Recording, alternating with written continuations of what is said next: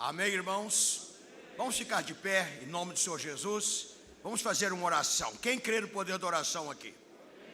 A oração é a segunda maior força que existe na terra.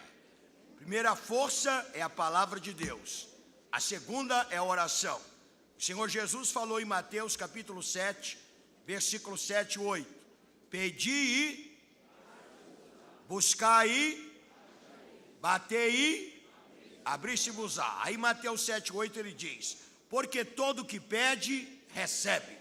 Porque todo que busca, encontra. Porque todo que bate, a porta abre. Amém? Vamos orar. Se você tem uma necessidade, talvez da sua igreja, família, ministério, Jesus disse: sejam conhecidas diante de Deus todas as vossas necessidades. Levante a sua mão, irmão, em direção ao trono da graça. Senhor, nosso Deus e nosso Pai, mais uma vez nós estamos na casa de oração. E aqui estamos para declarar que Tu és o único Deus verdadeiro, o único Deus Salvador, o único Deus Criador, e ao Teu nome glória. Senhor, aqui está esta escola bíblica de obreiros, líderes e membros em geral. Nós oramos a Ti, Senhor, porque a Tua palavra diz: clama a mim, e eu te responderei, e te direi coisas grandes e firmes e novas, que Tu não sabes. Então atende a oração de cada irmão, atende a oração de cada irmã nesta oportunidade, Senhor. Seja qual seja a necessidade, entra com a unção de poder e supra a necessidade de cada um. É o que nós te pedimos, em nome do Pai, do Filho e do Espírito Santo. Amém. Levantai os vossos olhos para cima, ó remidos do Senhor Jesus. Cante com alegria. A figueira aproxima o verão. Canta forte aí, irmão, com alegria. Levantai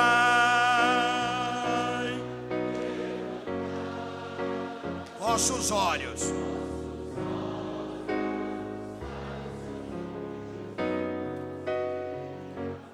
Levantai, levantai, a redenção breve se fará. Segunda estrofe aí. Muitos como Faraó, para vir buscar o povo seu, almas cheias de Noé estão pecando, sem temer o bondoso. Cante o coro com alegria. Levantai, levantai vossos olhos para o céu donde Jesus irá. Levantai, levantai, a redenção breve se fará. Terceira estrofe, aleluia. Muitos como. Quem é o Senhor para lhes ouvir?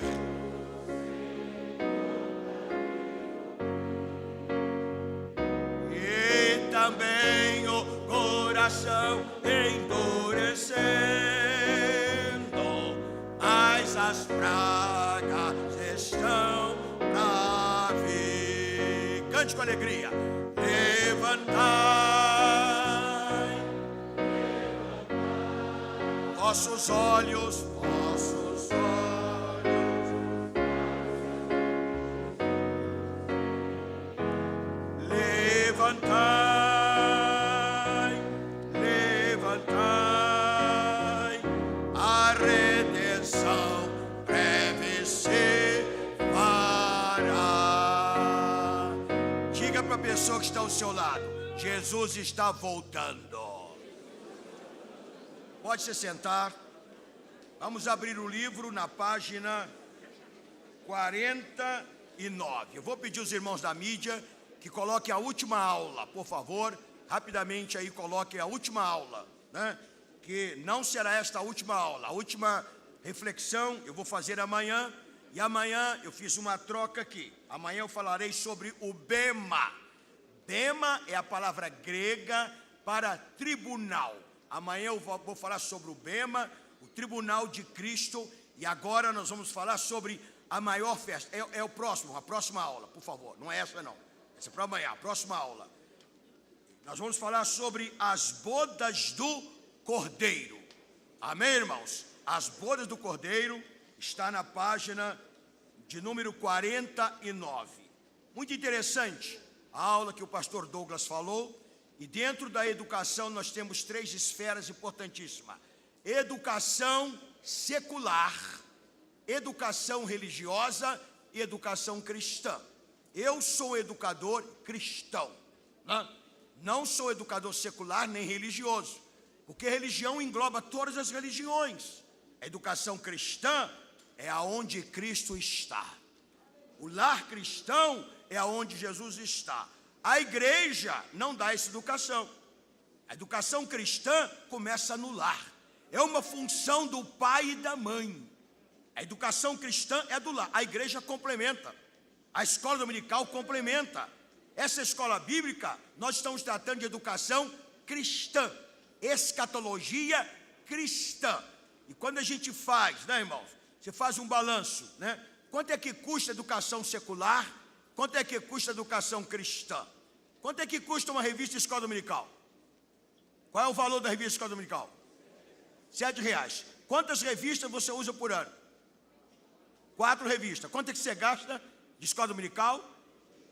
R$28, né? R$30. O preço da educação cristã. Quanto é que custa a educação secular, irmãos? Seu filho está na hora de ir para a escola, você vai. Chega na escola, matricula o seu filho, R$500. Aí tem que comprar o uniforme, mais R$500. Aí tem que comprar o material, mais R$500. Já tem R$1.500. Daqui a pouco, irmão, você diz: meu marido não pode levar meu filho na escola, transporte escolar, mais R$500. Já tem R$2.000 por mês. Vai prestar atenção. Aí depois de 2 meses você recebe um telefonema: olha, seu filho está muito bem na escola, vamos ter uma reunião de pai e filhos. Aí você vai para a escola, aí a professora diz: seu filho é uma maravilha, mas está fraco em matemática. Precisa de quê? Reforço escolar, mais R$500. E aí, irmão, seu filho, você levanta às 6 horas da manhã, prepara a mochila, corre para cá, corre para lá. Segunda, terça, quarta, quinta, sexta. Quando chega no sábado, não.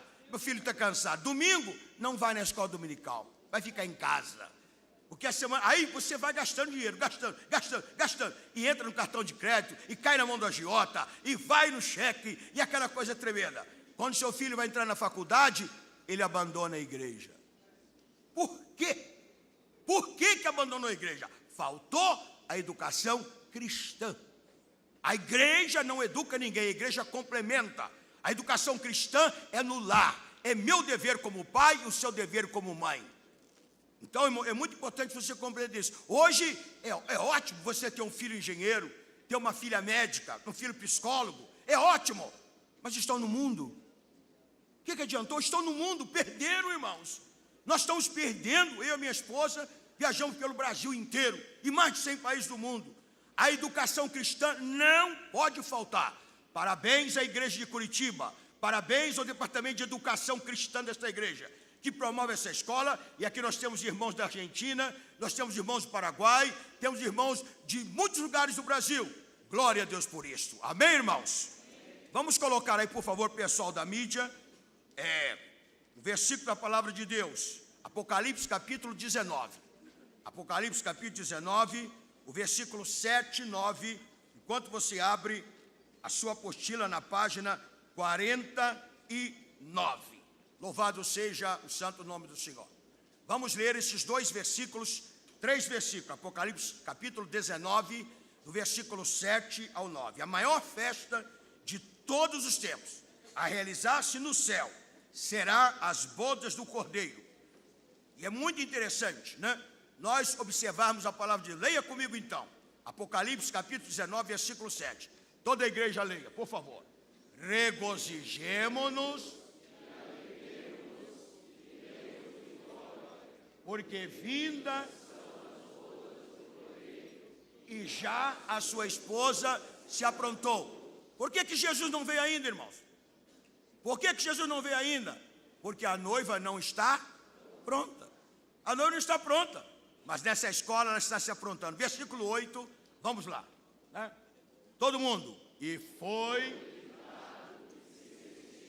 de linho fino, puro e resplandecente. É a roupa da noiva, né? Porque o linho fino são as justiças do santo. Versículo 9, para terminar. Todo mundo, vamos lá. Bem-aventurados.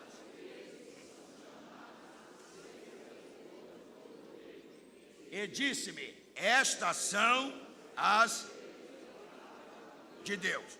Então, as bodas do Cordeiro, quando é que vai acontecer? Dentro da cronologia dos assuntos escatológicos. Jesus vem para buscar a igreja como noiva. Depois que Jesus vem e busca a igreja como noiva, ele a conduz para o Bema, o tribunal de Cristo, que nós falaremos amanhã.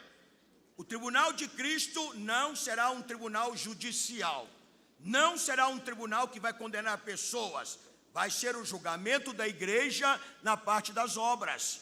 Todo mundo que estiver no tribunal de Cristo já está salvo, não tem palavra de condenação, não tem palavra de perdição. Depois do tribunal de Cristo, a igreja vai então para onde? Vai para as bodas do Cordeiro, vai para as bodas do Cordeiro.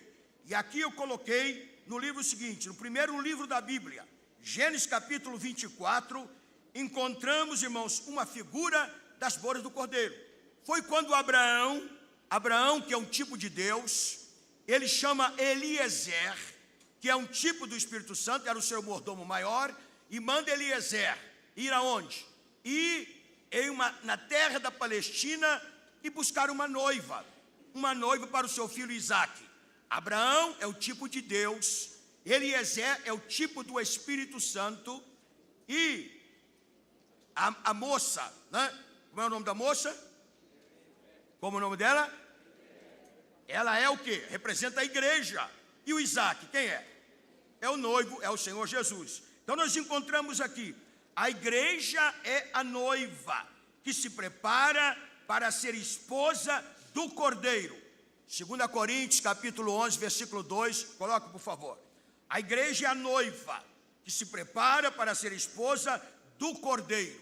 E é muito importante isso, irmãos, que enquanto nós estamos aqui, a noiva está se preparando para as bodas do Cordeiro. Vai ser a maior de todas as festas. Veja aqui o trabalho de Paulo, 2 Coríntios, capítulo 11, versículo 2. Veja, irmãos, a preocupação do apóstolo e o ministério do apóstolo Paulo. Todos leiam ali. Porque estou com zelo de Deus os apresentar como uma virgem pura ao marido, a saber, a Cristo. Jesus vai casar com uma prostituta? Jesus vai casar com uma divorciada? Jesus vai casar com uma mulher desquitada? Não, ele vai casar com uma virgem. Virgem o quê? Pura. Paulo disse, eu tenho zelo, porque eu estou vos preparando, né, como uma noiva, virgem pura, para casar-se com o seu esposo, que é a pessoa do Senhor Jesus. Então a igreja é a noiva que se prepara para ser esposa do Cordeiro. Versículo 28, aí, 2 Coríntios, capítulo 11, versículo 28, é muito importante isso também, essa escritura, para você ter um entendimento da preparação da igreja para ser a noiva do Cordeiro. Versículo 28 aí, veja aí, irmãos, a preocupação de Paulo. Paulo diz assim, além das coisas exteriores, me oprime cada dia o cuidado de quê? De todas as igrejas. Paulo preocupava com a igreja, preparando a igreja como noiva para ser esposa do Cordeiro. Agora é muito interessante a gente compreender que quem recebe uma missão, um ministério especial para preparar a igreja é o Espírito Santo. É o Espírito Santo. Amém, irmãos? Por quê? Porque essa dispensação é a dispensação da graça que nós sabemos, né, a graça de Deus se manifestou, trazendo salvação a todos os homens. Essa dispensação é também a dispensação da igreja. E essa dispensação é a dispensação do Espírito Santo. Então o Espírito Santo trabalha na igreja. O Espírito Santo é o Espírito da verdade. No mundo de tanta mentira, no mundo de tanta falsificação, ele é o Espírito da verdade.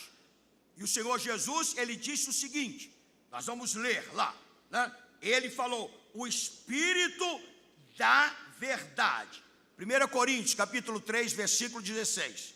Ele é o Espírito da verdade e ele habita, ele mora na igreja.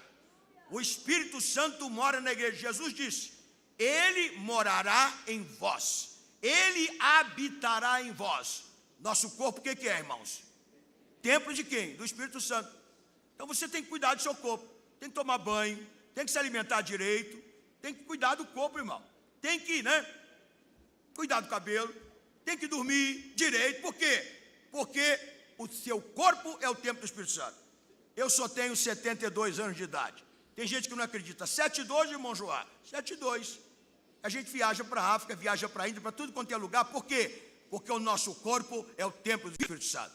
Então a igreja, o Espírito Santo habita na igreja. Ele, Romanos capítulo 8, versículo 9. Coloca aí. Ele mora na igreja. O Espírito Santo, irmão, mora na igreja. Quem sente que o Espírito Santo está aqui?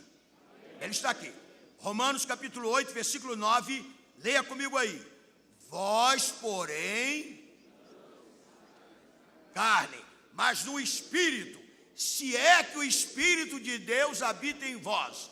Mas se alguém não tem o Espírito de Cristo, este tal não é dele. Então, irmãos, a igreja tem o Espírito Santo como hóspede principal. O Espírito habita na igreja. Mas eu coloquei aqui, não somente o Espírito Santo, ele habita na igreja, mas ele trabalha na igreja. O Espírito Santo trabalha na igreja. Atos dos Apóstolos, capítulo 13, versículo 2. Por favor, coloque aí.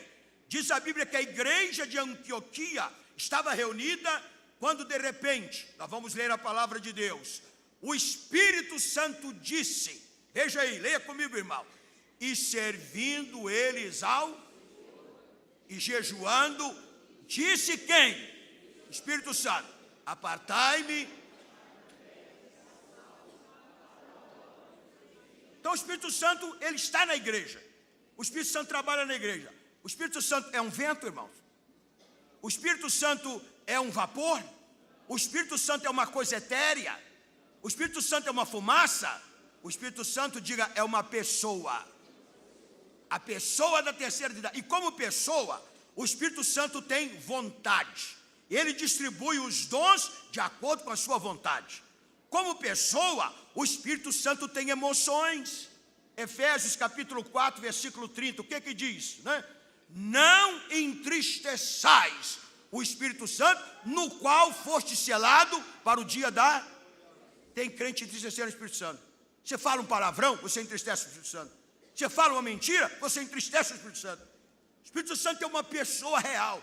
Tem algumas bíblias por aí que diz que a energia de Deus parava sobre a face das águas. Não é energia, é o Espírito de Deus. É o Espírito vivente de Deus. Então o Espírito Santo como pessoa tem vontade.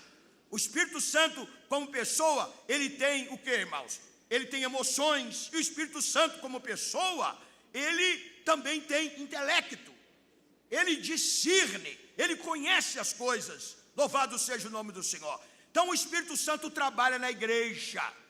O Espírito Santo trabalha na obra de evangelização. Eu acho que é obrigação nossa, como pregadores e como os crentes pentecostais, conhecer o texto áureo do movimento pentecostal no mundo. Qual é, irmãos? Na Bíblia, Atos capítulo 1, versículo 8. Você pode recitar comigo? Vamos lá. Mas recebereis...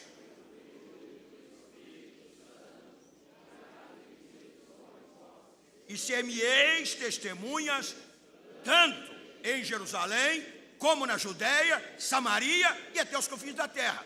Então o Espírito Santo trabalha na igreja. Trabalha na igreja. O Espírito Santo trabalha no ministério. Separai-me a Paulo e a Barnabé. Foi a voz do Espírito Santo. Como pessoa ele fala. E o Espírito Santo trabalha no mundo. João, capítulo 16, versículo 7. Jesus declara assim: eu não vos deixarei órfão. Eu enviarei o outro Consolador, né, que virá da parte do meu Pai. E ele convencerá o mundo do pecado, da justiça e do juízo. Irmãos, se o Espírito Santo não estivesse trabalhando na igreja, ninguém se converteria. Porque hoje em dia as pessoas têm tanta coisa, têm 50 mil coisas para ocupar a mente. E as pessoas o pecado tem escravizado, né? Coisas tremendas, irmão. A Bíblia diz que existem fortalezas. Fortalezas, Paulo declara, a nossa luta é para a destruição de fortalezas. O que é uma fortaleza? Um stronghold em inglês, né? Fortalezas são padrões de pensamentos que são construídos na sua mente.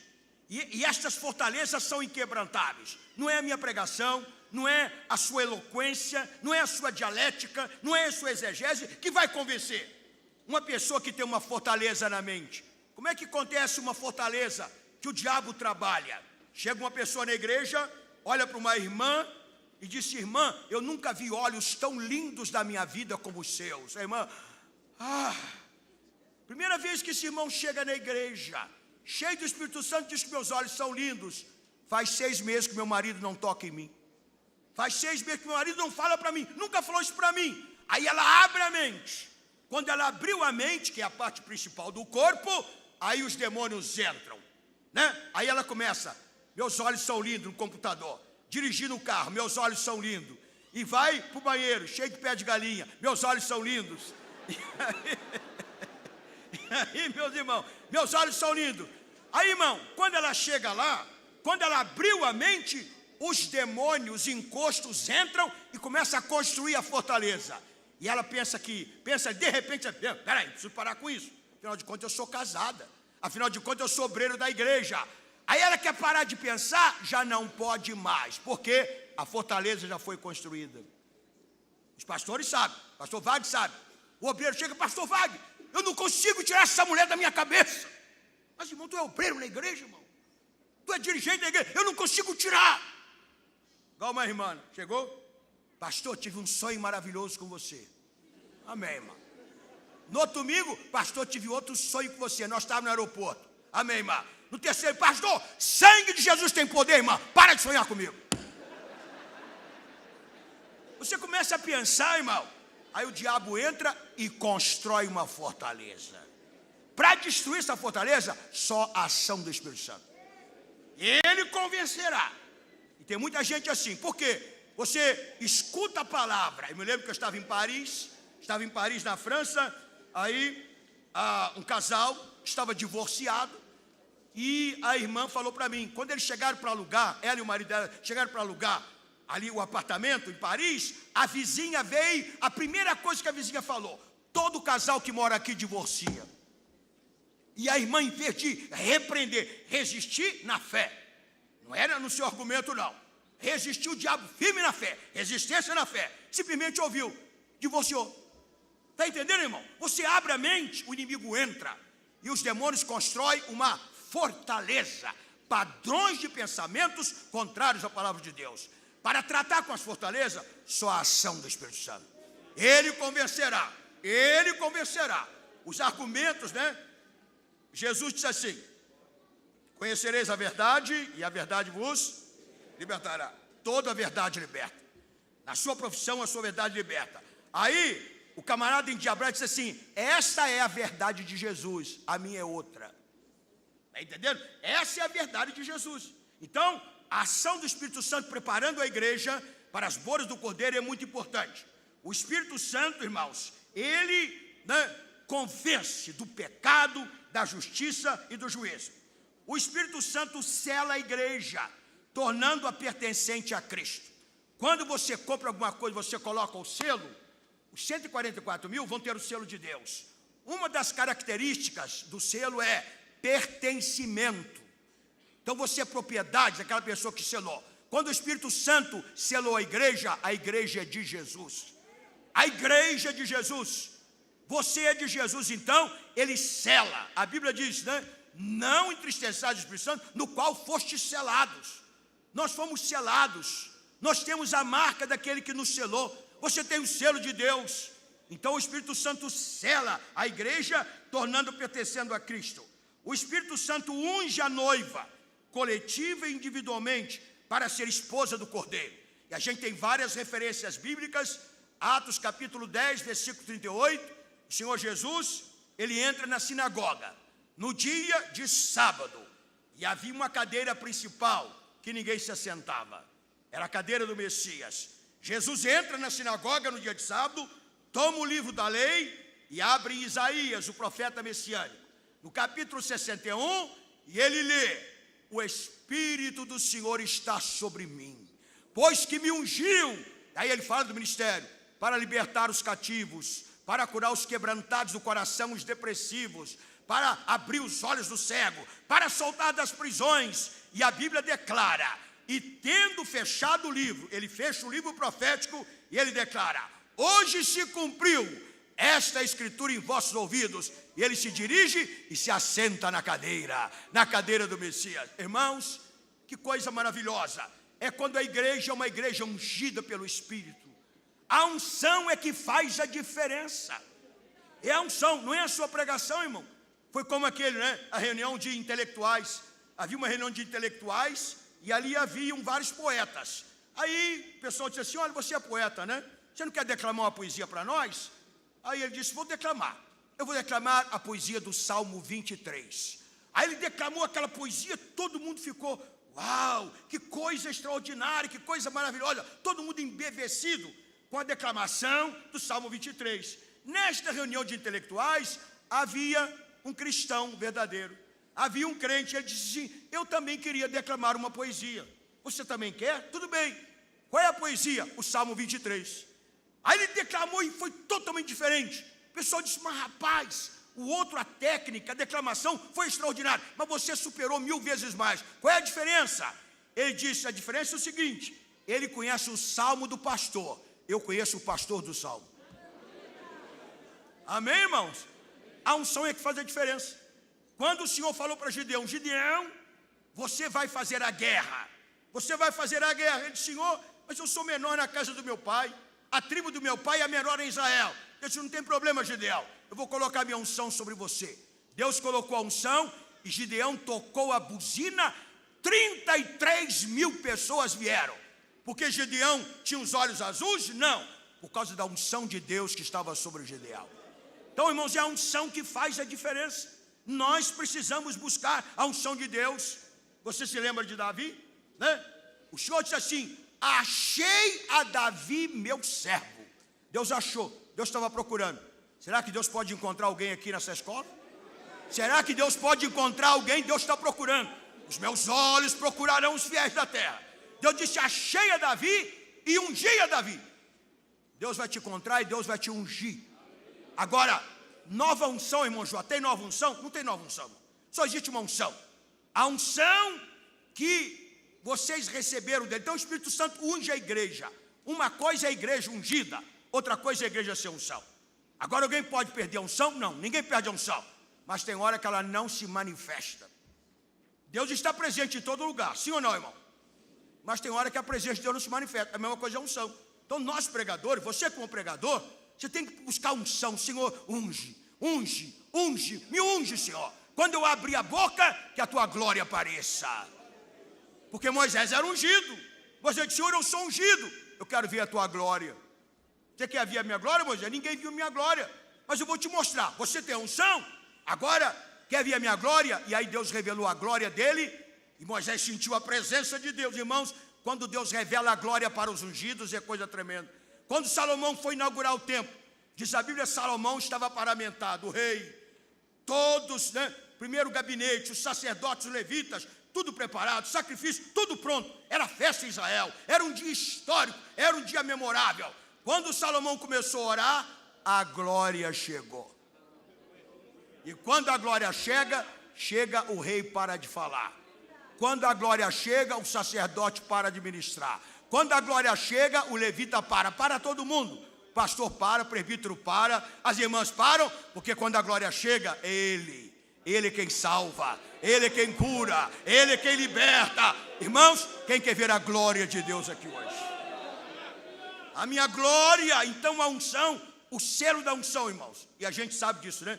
Deus disse: achei a Davi meu servo, e ungi a Davi. Que coisa tremenda. Nós como pentecostais não podemos perder a unção de Deus, não podemos perder de nenhuma maneira, porque a unção faz parte da preparação da noiva para o encontro com o Senhor. Todo mundo sabe, Davi teve 3 unções. Davi teve uma unção, né, em Belém. A palavra Belém no hebraico é Betlehem. Diga Lehem. Lehem. Lehem é pão no hebraico. Chega para o judeu, Lehem, está pedindo pão. Betlehem, casa de pão. Escola bíblica para aprender, né, irmão? A palavra casa no hebraico é B-E-I-T, né? Betsaida, casa de peixe. Betfagé, casa de figo, né? Betesda, casa de misericórdia. Betânia, casa de tâmaras. E Betlehem, né? Casa de pão. Davi foi ungido, irmão. E qual era o trabalho de Davi? Davi era um intelectual? Não. Davi, irmão, levava, eu acho que Davi era do meu estado, era mineiro. Ele carregava pão com queijo. O menino carregando pão com queijo, daqui a pouco ia acabar com o inimigo número 1 de Israel, Golias. Por quê, irmãos? Porque Davi recebeu a unção. Quando Samuel, é muito maravilhoso, Samuel toma o azeite da unção. Era um chifre. E o azeite da unção, irmão, tem uns crentes por aí que vai no supermercado, compra esses azeite brabo e sai ungindo por aí. Pelo amor de Deus, irmão, eu posso contar problema, coisas terríveis aqui. O azeite tinha 7 perfumes, a unção santa, 7 perfumes. E só 3 pessoas eram ungidas: os reis, o profeta e o sacerdote. Os cegos de Israel sabiam quando o rei chegava, sentia o perfume da unção. A unção perfumava, a unção impregnava. E a Bíblia declara que Samuel toma o azeite da unção e vai na casa de Jessé, o belemita, nas montanhas. Chega lá e disse: Jessé, Deus me mandou aqui para ungir um dos teus filhos para ser o novo rei de Israel. Aí chegou quem? Chegou Eliabe. Quando Eliabe chegou, Samuel disse: uau, somebody's coming. Olha aí, chegou alguém importante. Porque Eliabe, irmão, era aquele tipo de crente. Aqui em Curitiba tem uns irmãos, né, que quando chega rouba a cena. Ele rouba a cena, rouba o show, né? É igual a mulher do presidente. Mulher do presidente, quando chega, irmão, alguém pensa que é a neta dele. Não é a neta, é a esposa, mas ela rouba a cena. Os paparazzi vão em cima dela. Cadê o presidente? A mulher roubou a cena. Eliabe roubava a cena. Quando Eliabe entrou na sala, Samuel disse: uau, eis aí o homem. Olha que estampa, olha que personalidade, olha os olhos brilhantes. Olha aí, esse homem vai ser espetacular. Porque hoje, irmão, tem alegoria, né? Alegoria às vezes fala mais do que a palavra. Tem alegoria. Você olha a Coca-Cola, já sabe, né? Todo mundo sabe. Então, aí Samuel disse: eu vou ungir. Deus disse: espera aí, Samuel, eu não sou como o homem. Irmão, Deus não é homem. Deus não pensa como o homem pensa. Deus não é homem. Deus não sente como o homem sente. Deus não é homem. Deus não faz como o homem faz. Deus disse: Samuel, tu está olhando para fora. Eu olho dentro, eu olho no coração. Deus está olhando no coração de cada um de nós aqui. Quais são as intenções que estão no teu coração? Quais os propósitos que você está fazendo? O que você está pensando da tua família? O que você está pensando do ministério? Como o pastor Wagner falou, acabou a escola, joga a apostila para lá. Não, irmão, não é. Aí passaram os 7 filhos, passaram todos eles. E aí então Jessé disse: Samuel, vamos jantar, vamos jantar. Ele disse: você tem mais filho? Ah, eu tenho pequenininho, eu tenho o menorzinho, é o Davizinho. Onde que ele está? Está no campo cuidando das minhas ovelhas. Deus já estava preparando Davi, porque ele seria o pastor de Israel. Ele pastorearia o povo de Deus. Aí Samuel disse: não, nós não vamos sentar na mesa enquanto ele não chegar. Mandaram chamar Davi. Falaram: o profeta está lá em casa. O sacerdote deu Samuel. E, irmão, coração de Davi, pum, pum, pum, começou a bater. Papai mandou chamar você. Quando Davi chegou, Davi era baixinho, né? Era ruivo, de gentil aspecto, simpático. Quando Davi coloca o pé na soleira da porta, o Espírito Santo desce sobre Samuel e disse: olha o rei de Israel aí, pode ungir. Esse aí, pode ungí-lo. E aí, irmãos, na frente do pai, na frente da mãe, dos irmãos, Samuel toma o azeite da unção, da santa unção, derrama sobre Davi. A Bíblia diz que a partir daquele momento, o Espírito de Deus possuiu a Davi. O Espírito de Deus possuiu a Davi, irmão. E aí, irmão, a unção começou a se manifestar. Até que surgiu, Surgiu o quê? O problema. Qual era o problema? Golias, campeão dos filisteus. Durante 40 dias, Golias, diz a Bíblia, que ele, somente a ponta da lança dele pesava 600 ciclos de ferro. A lança de Golias, a espada de Golias, o escudo de Golias, irmãos, tinha um peso de 75 quilos. Golias carregava uma armadura de 75 quilos, mas ele pulava, era um tremendo, um guerreiro tremendo, campeão, destruía o exército inteiro. Durante 40 dias, povo de Israel, vocês são um bando de covarde, procura um homem, manda lutar comigo. Se me vencer, nós os filisteus vamos ser escravos de vocês. E se eu vencer, vocês serão escravos. Golias, irmão, era tremendo, Ele com 75 quilos, só de armamento. A espada, o escudo, a lança e toda aquela armadura de metal. E aí a palavra do Senhor declara que Davi foi ao encontro de Golias.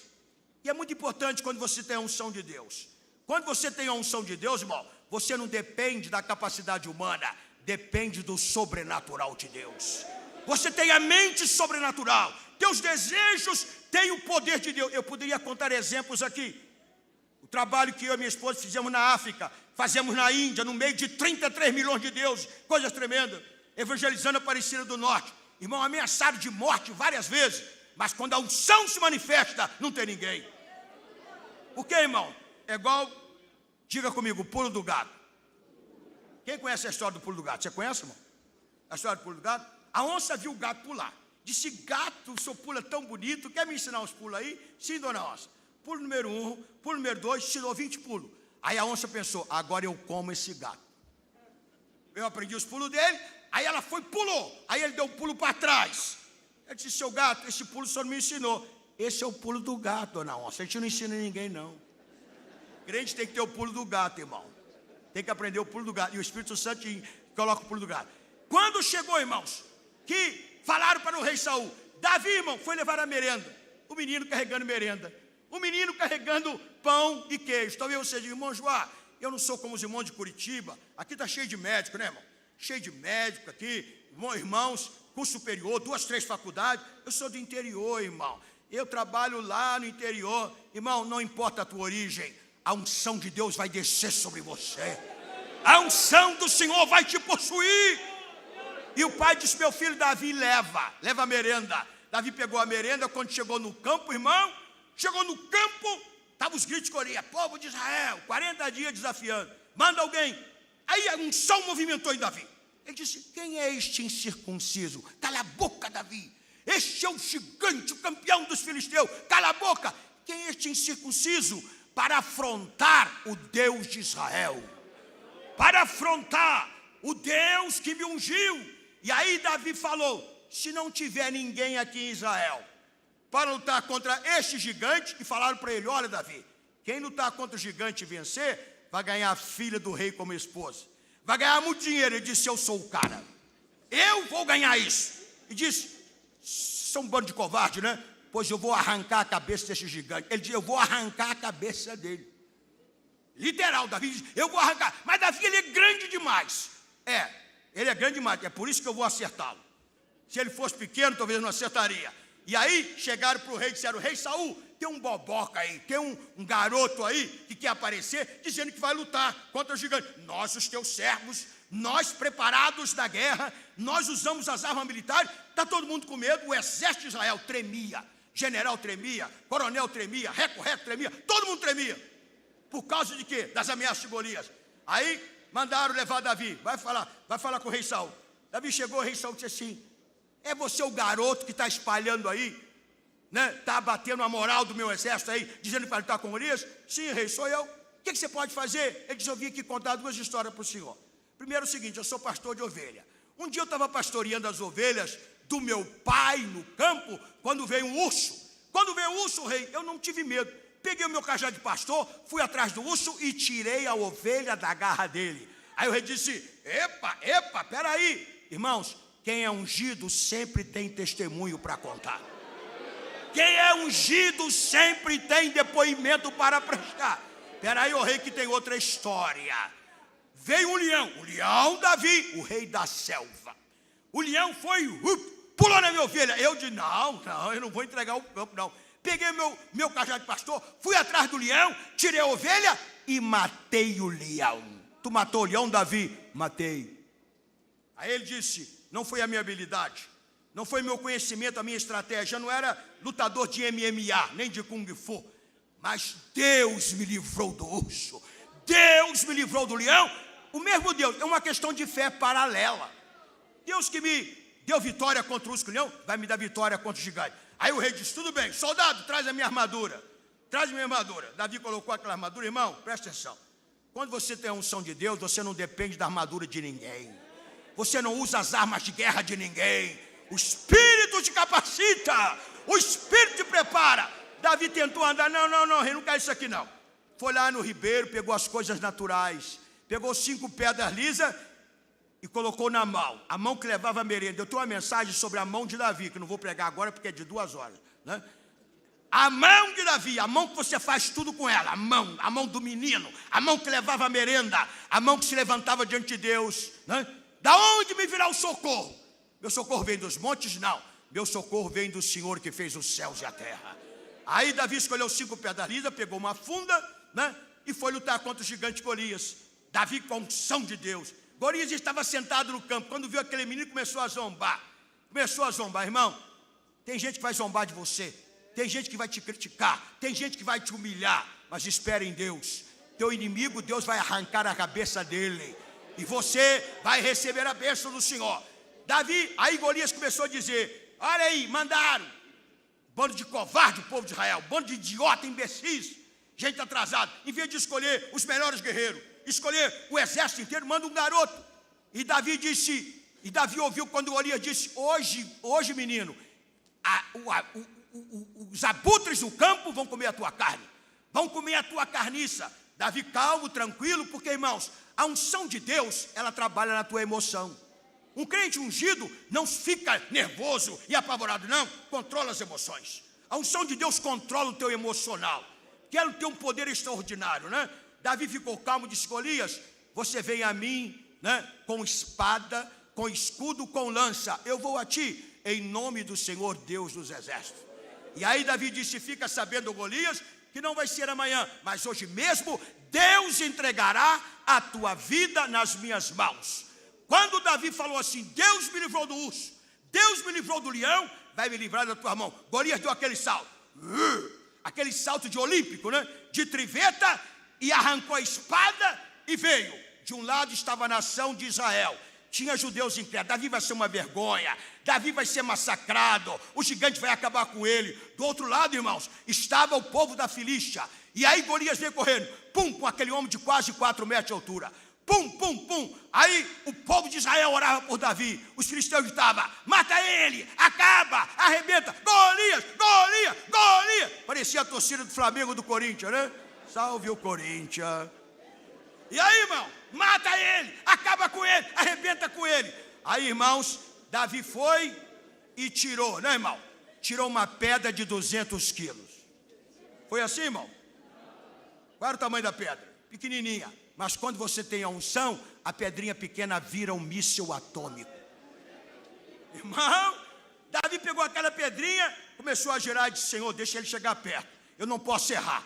Ele só tinha aqui a testa, um pedacinho da testa e o resto da armadura. Davi disse, Senhor, eu não posso errar. Eu atiro a pedra, a pontaria é tua. Diga comigo, eu atiro a pedra, a pontaria é de Deus. Deus vai derrubar o teu inimigo. Deixa ele chegar pertinho. Quando Davi soltou a pedra, aquela pedra virou um míssil atômico, e pá, na testa de Golias. Aí Golias riu. Aquele homão, Davi disse, filho do diabo, eu disse que ia cortar a tua cabeça. Eu acho que Davi pegou aquele pezinho pequenininho e meteu no peitão de Golias. Seu filho do diabo, incircunciso, né? Você ameaçou o meu Deus, o Deus que me ungiu.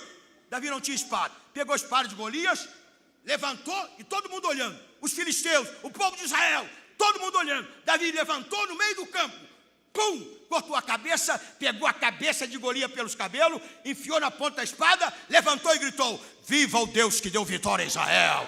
Viva o Deus que deu vitória a Israel! Golias morreu! Golias morreu! O inimigo público número 1 morreu. Davi pegou a cabeça pelos cabelos, troféu. Foi lá no palácio. Rei, olha aí. Rolou a cabeça no pé do rei. A cabeça do valentão. Porque, irmãos, por causa da unção de Deus. Davi foi ungido em Belém. Davi foi ungido em Hebrom. E finalmente, quando ele era rei sobre toda a terra, ele foi ungido em Jerusalém. O Espírito Santo unge a igreja. Irmãos, a gente tem tantos testemunhos. Eu me lembro que ali no Ceará tinha, uma escola dominical do interior, e tinha um irmão ali, era o irmão João. Ele nem sabia ler, mas ele dizia para os irmãos: irmão, leia a palavra aí, depois eu vou falar o que Deus revela. O pessoal lia, porque ele não sabia ler, depois ele falava, e eram revelações puras. E sempre no domingo vinha um advogado, da cidade grande para dar lição, mas os crentes não gostavam. Jesus não deixa o advogado vir, não. Nós queremos ouvir o irmão João. Não deixa o advogado, nós queremos ouvir o irmão João. E tinha domingo que o advogado chegava e o irmão João dava aula. Quando foi um dia, irmãos, lá na igreja, o demônio pegou uma moça. E aquela moça começou a subir pelas paredes, uma coisa tremenda. E aí, então, os crentes ficaram assim, tudo novo convertido. Aí alguém disse assim: manda chamar o irmão João, o presbítero. Aí o demônio, jogou a moça no chão. Aí o demônio falou: aquele velho da canela de fogo, eu vou embora. Poder da unção. Amém, irmão? Quem quer receber a unção de Deus aqui hoje? Preste atenção. Então o Espírito Santo unge a igreja. O Espírito Santo, irmão, ele fortalece cada membro do corpo de Cristo. Efésios, coloca aí por favor no telão. Efésios capítulo 3, versículo de número 16. O Espírito Santo fortalece a igreja, em sua natureza espiritual. E é um versículo que o Espírito Santo está trabalhando na igreja. A igreja, irmãos, é uma instituição divina. É uma célula viva da sociedade. Primeiro a família, segundo a igreja. E família também é um retrato da igreja. Efésios capítulo 3, versículo de número 16. Coloque aí para que nós possamos ver o que diz a palavra do Senhor. Todo mundo leia, vamos lá. Para que...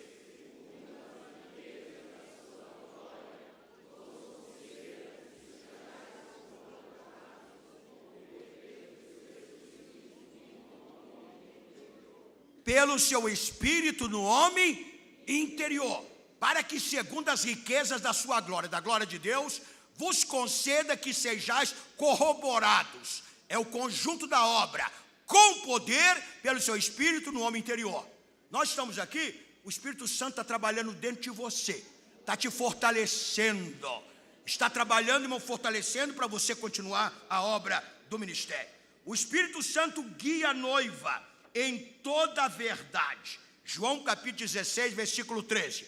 Eu enviarei o Espírito da verdade, a verdade da vida eterna, a verdade da salvação, a verdade dos dons espirituais, a verdade do fruto do Espírito. E o Espírito Santo embeleza a igreja, irmão? Com adornos espirituais. O que são os dons do Espírito? Os dons do Espírito são adornos viventes na igreja. A igreja tem que ter os dons do Espírito, são adornos viventes. Como a noiva se prepara, e nós temos o exemplo de Esther. Esther capítulo 2, coloca aí, Esther capítulo 2, versículo 9 e o versículo 12. Esther salvou uma nação inteira. Uma mulher salvou uma nação inteira, porque ela foi preparada, ela foi adornada, ela foi embelezada. Veja o que diz a Bíblia, é o papel do Espírito Santo. Eliezer, quando chega, irmãos, na casa de Rebeca, ele dá adornos para a noiva, ele dá joias para ela. Essa é a ação do Espírito Santo. Nessa escola bíblica, o Espírito Santo está adornando a igreja, está preparando a noiva para o grande casamento, as bodas do Cordeiro. Leia lá então, vamos ler lá, Esther capítulo 2, versículo 9 e 12. Veja o que diz a palavra do Senhor. Glória a Deus. Está exatamente o trabalho do Espírito Santo. O Espírito Santo adornando, embelezando. Já encontrou aí, irmão? Livro de Esther, capítulo 2, versículo 9 e 11. Louvado seja o santo nome do Senhor. É muito importante o que o Espírito Santo está fazendo. Leia comigo lá. E a moça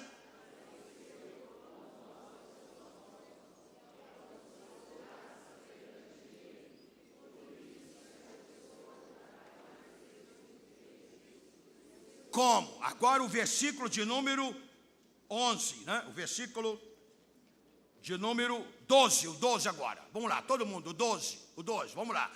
E chegando a vez de cada moça para vir ao rei Assuero, depois que fora a ela, segundo a lei das mulheres, por 12 meses, porque assim se cumpriam os dias das suas, o quê? Continua lendo.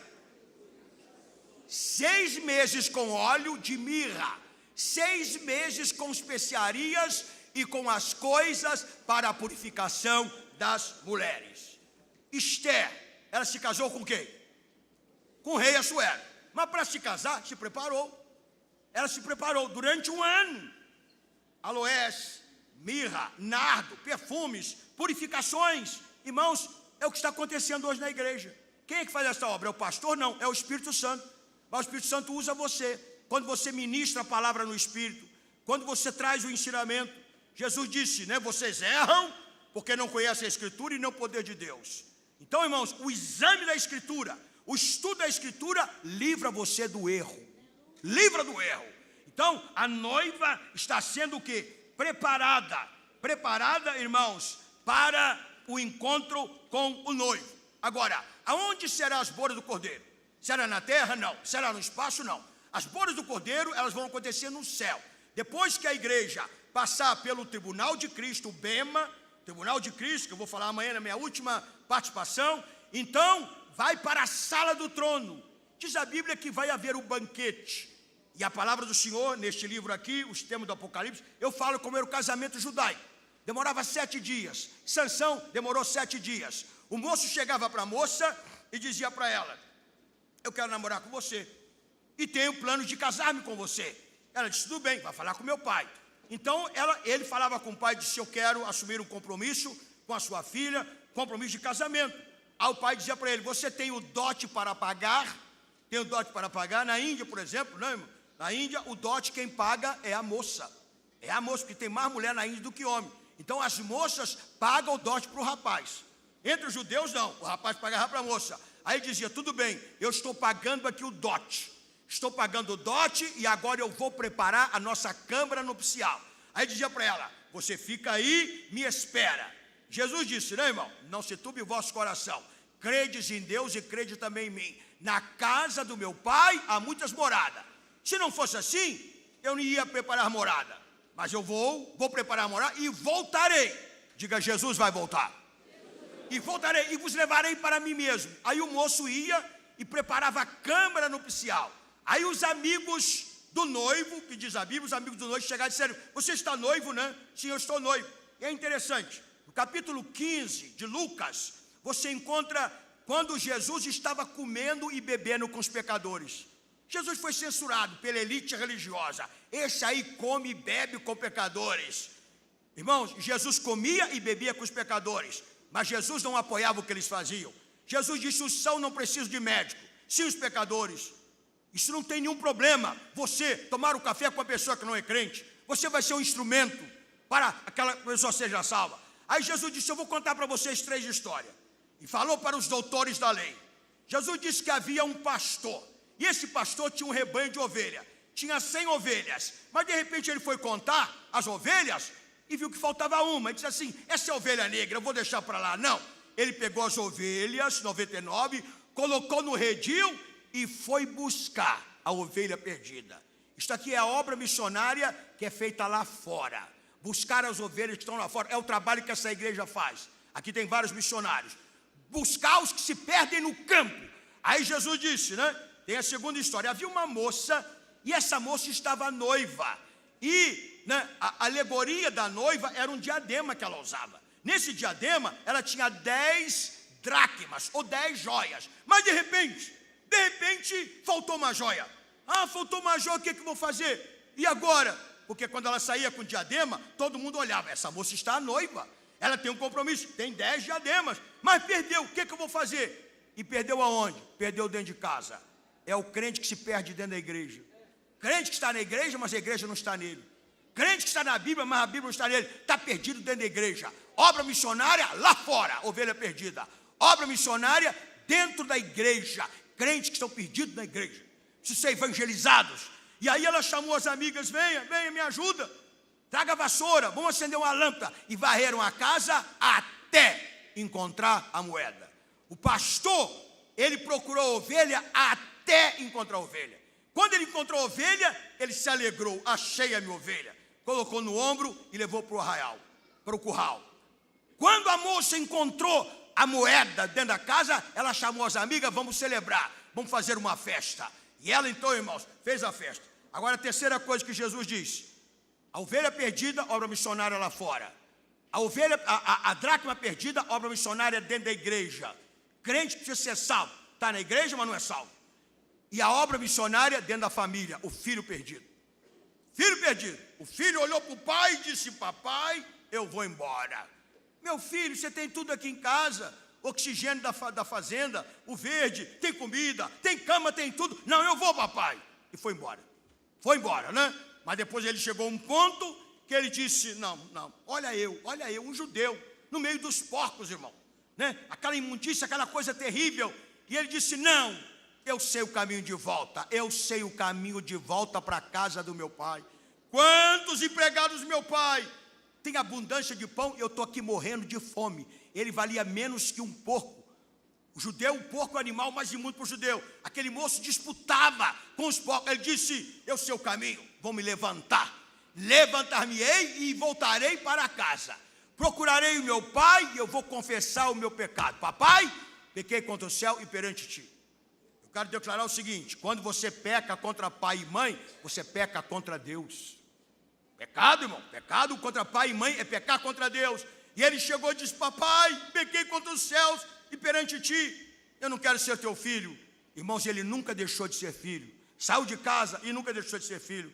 Como o pastor ensinou aqui, a genética de Deus está dentro de você. Se abandonou a igreja, teve um problema, um fracasso, Deus ainda te ama. A genética de Deus, o DNA de Deus está dentro de você.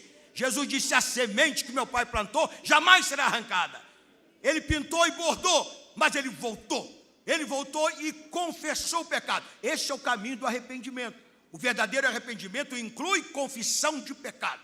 Tem gente que não confessa o pecado, né? E acha que está tudo bem. Tem que confessar o pecado. E aí o pai disse: traz a sandália. Trazia sandália? Você é filho. O filho usava sandália, o escravo não. O escravo não usava sandália. Você é filho. Traz a sandália. Ele calçou a sandália. Vou te dar o anel, aliança de amor, aliança eterna. Vou te dar uma roupa nova. Tira essa roupa do pecado, tira essa roupa suja e vamos fazer a festa do perdão, o banquete da reconciliação. E o pai disse: meu filho, você estava morto, o pecado te matou, você estava perdido, foi achado, estava morto e reviveu. Então aqui, irmãos, nós encontramos, né, como a igreja está sendo preparada para o casamento. Vai ser aonde? No céu. Vai ter música, vai ser uma festa de alegria, porque o céu não é um lugar de tristeza. O céu é um lar formoso, um lugar de alegria, adoração perfeita. E Jesus declarou o seguinte: que nós vamos nos assentar no banquete. Casamento vai ter banquete. Vai ter um banquete. Vamos assentar com quem? Com os patriarcas, Abraão, Isaac e Jacó. A gente vai conhecer uns aos outros, irmão? Vamos conhecer uns aos outros, sim ou não? Hein? Você já foi numa festa de casamento? Você não conhece ninguém? A gente vai conhecer uns aos outros. O senhor me conhece? Sim, eu também conheço o Senhor. Nós vamos conhecer uns aos outros lá no céu. Quando Jesus sobe no Monte da Transfiguração, ele tinha 3 apóstolos com ele: Pedro, Tiago e João. De repente, irmão, Jesus começa a orar e se transfigura. É na hora da oração que você se transfigura. É quando você está orando que a glória de Deus se manifesta. A segunda força mais poderosa que existe é a oração. Primeiro a palavra, segundo a oração. Por isso, irmão, quando Eliseu estava em determinado lugar, o moço acordou de manhã e disse: profeta, o inimigo. Onde leva o inimigo? Tem crente que só vê inimigo na igreja. O inimigo do pastor, inimigo do pessoal do louvor, inimigo do presbítero, inimigo, só vê coisa errada. Aí a Bíblia diz assim: então Eliseu orou. Diga, orou. Eu gosto de Ana. Ana, diga, Ana levantou. Ana orou. Ana chorou. E Ana votou. Oh, que perfil maravilhoso. Ana levanta. Tem alguém aqui que precisa levantar. Levanta. Depois de levantar, vai orar. Depois de orar, irmão, vai chorar. Chora nos pés de Jesus. O choro pode durar uma noite, mas a alegria vem pela manhã. Você levanta, você ora, você chora e vota. Mas eu votei e não cumpri. Aí tá feia a coisa. Se o Senhor me tirar dessa mesa de operação, eu vou fazer isso na igreja. Deus tirou e você esqueceu, mas Deus não esqueceu não. Se Deus me tirar da mão do agiota, eu prometo uma oferta especial na igreja. Deus tirou você e você esqueceu. Irmão, desculpe, mas eu sou pregador do evangelho. Ana levantou, Ana orou, Ana chorou e Ana votou. Depois de votar, né? Falava para Eucana, vai na festa, vai lá na festa. Eu estou amamentando o menino, eu estou cuidando do meu filho. Educação cristã, dentro de casa, ensinando os fundamentos. Depois, quando ele estiver preparado, eu vou entregá-lo ao Senhor conforme eu votei. Aí Ana pega Samuel todo ano, depois que ele estava lá, chegou, e o sacerdote Eli, né? O sacerdote Eli, porque a primeira vez, irmão, quando Ana, ela estava buscando o voto, né? E é interessante a motivação do voto. Ela disse, Senhor, eu sou uma mulher estéril, eu sou uma mulher rejeitada, eu trago uma carga de maldição em cima de mim, todo mundo me olha de lado, eu sou considerada imunda, infrutífera, e eu tenho um sonho. Quem é que não tem sonho, irmão? Qual é o teu sonho, Ana? Eu quero ter um filho. Mas não simplesmente ela explicou a motivação do sonho. Se o Senhor me der um sonho, eu dou para ti. Deus disse, what? O que é? O que você está falando? Se o Senhor me der, eu dou. Deus disse, I like that. Eu gosto disso. Qual é a motivação do teu sonho, irmão? Por que você quer ser o maior empresário aqui em Curitiba? Por que você quer ter o ministério de Curitiba? Qual é a motivação? Né? O teu sonho. Teve uma irmã que procurou o pastor e disse, pastor, quer que o senhor faça uma campanha de 7 semanas para mim. Para quê? Eu quero que Deus revele o número para o irmão. E eu vou ganhar a loteria esportiva e vou ficar rica. Que motivação, irmão? Qual é a motivação que ela queria, né? Então presta atenção. A outra irmã chegou, pastor, eu quero que o irmão ore por mim. Eu quero ser cheio do Espírito Santo. E eu quero ter um dom, pastor. Diz, qual é o dom, irmã? O dom... Ué, que é isso, irmão? Que é isso, pastor Ariel? Agora que estou esquentando o motor, tenho que parar? Vou parar, terminar. Qual é o dom que a senhora quer, irmã? Eu quero o dom do discernimento. Por que a senhora quer esse dom? Eu quero saber os podres de tudo quanto é crente aqui na igreja. Começando pelo senhor e pela sua família. Depois eu vou botar a boca no trombone. Depois o pastor descobriu que aquela mulher era a maior fofoqueira da cidade. Deus dá os dons de discernimento para uma fofoqueira, irmão? Não dá. Então, irmão, presta atenção. Quando Ana chegou no templo de Deus, né? Ana chegou no templo. E, irmão, Davi escreveu assim, no Salmo 85, né? Aliás, Davi não. Foi Asaf, disse assim, até o pardal e a andorinha e a sua prole encontraram lugar na tua casa, junto aos teus atos. Quem é que faz coleção de pardal aqui? Alguém coleciona pardal, irmão? Você vai na casa de pet, eu quero comprar pardal, não tem pardal. A estrada aí tem, né? Pardal em tudo quanto é lugar. Ninguém compra, pardal não vale nada. Mas Deus disse, na igreja até o pardal tem valor. Fala para o teu irmão, você vale mais do que um pardal. Até o pardal e a andorinha e a sua prole, a sua família. Ana foi para a igreja, chegou, estava lá, irmão, diante de Deus. O profeta Eli olhou para ela e disse, ela mexia com os lábios, alma derramada, buscando o sonho. Eu quero dizer para você o seguinte, irmão, não desista do teu sonho, não jogue a toalha. Deus falou com você, você vai alcançar, você vai ser abençoado. E aí, irmão, ele disse, mulher, você está embriagada. Na casa de Deus não pode ter gente embriagada. Disse, não, sacerdote, a minha alma está derramada diante do Senhor. Eu pedi ao Senhor um filho, se Deus me der, eu dou para ele. Ele observou a seriedade e ele profetizou, mulher, que o Deus de Israel cumpra o desejo do teu coração. Sabe o que a Bíblia diz? Diz assim, então o semblante de Ana mudou. Saiu aquela preocupação. Ana deu um sorriso, levantou e disse, eu estou grávida. Eu estou grávida. Depois de criar o menino, ela levou e disse, sacerdote, está vendo esse menino aqui? Era por ele que eu orava. Você está orando por alguma coisa, irmão? Pela restauração do teu filho, para sair das drogas, pela restauração do teu casamento. Por esse menino eu orava e eu votei, estou cumprindo meu voto. Entregou para o Senhor. Mas todo ano, Ana fazia uma túnica sacerdotal e levava para Samuel. Que coisa extraordinária, que coisa maravilhosa é quando eu e você servimos este Deus. E isso aqui é o papel da igreja. O Espírito Santo está trabalhando na igreja. O Espírito Santo está fortalecendo a igreja para que ela seja preparada para as bodas do Cordeiro. Então o moço, ele ia para casa, estava trabalhando, e os amigos disseram: você está noivo, né? Estou noivo. E a sua noiva? Está me esperando, eu vou buscá-la. Aí eles perguntavam: quando é que você vai buscar a noiva? Ele disse: meu pai sabe o dia. Só Deus sabe o dia que Jesus vai voltar. Mas eu já estou sentindo, né, irmão, o barulho da festa. O banquete, a mesa está pronta. Abraão, Isaque e Jacó. Nós vamos conhecer os patriarcas. Vamos assentar com ele ali no céu. E a Bíblia diz que vai haver o banquete. Lá vai ser servido o maná do céu. Comida do céu. Comida especial. Vitamina espiritual para o novo ambiente que a igreja vai estar. A igreja agora é a esposa do Cordeiro. No céu, a esposa do Cordeiro vai casar para sempre. Aqui as pessoas dizem: pastor Joá, quer fazer meu casamento? Se der certo, eu digo: não faço. Eu só faço casamento para dar certo. Se não der certo, eu separo. Eu não faço, procura outro. Irmão, nós fazemos casamento para dar certo. A igreja vai casar com Jesus para dar certo. O casamento é uma união para sempre. Casamento não é uma brincadeira.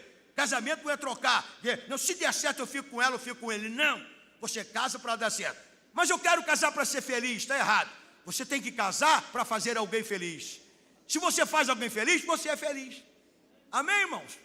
Glória seja dada no nome do Senhor. Então vai haver a festa, as bodas do Cordeiro.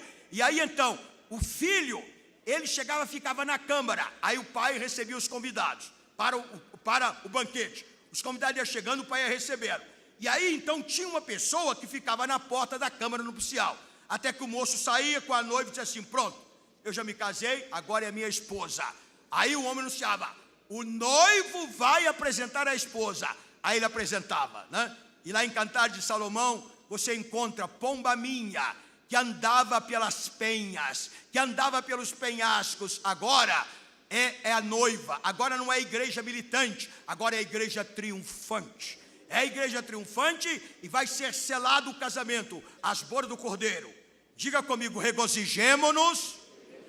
Bem forte, para terminar: regozijemo-nos e alegremo-nos, porque vinda são as bodas do Cordeiro, e a sua noiva já se aprontou. Amém, irmão? Irmão Ariel, pode vir. Quem foi abençoado hoje aqui? Eu e a minha esposa vamos estar lá fora. Por favor, Roseli, lá na porta, o irmão que quiser o material, os 2 livros, né? Mistério do Apocalipse. Você também vai ter os grandes temas. Agora, irmão, se você levar o DVD, aí você tem tudo. Tem as imagens, são 8 horas. Você vai ficar um especialista na profecia bíblica. Aí está o nosso contato, grandes temas, né? Roseli, vamos estar lá agora, por favor, atender os irmãos. Eu vou autografar. Autografado é mais caro. Eu estou cheio de Espírito Santo, não vou cobrar nada. Amém, irmão? Deus abençoe a todos em nome de Jesus. E amanhã, minha última palestra, o Tribunal de Cristo.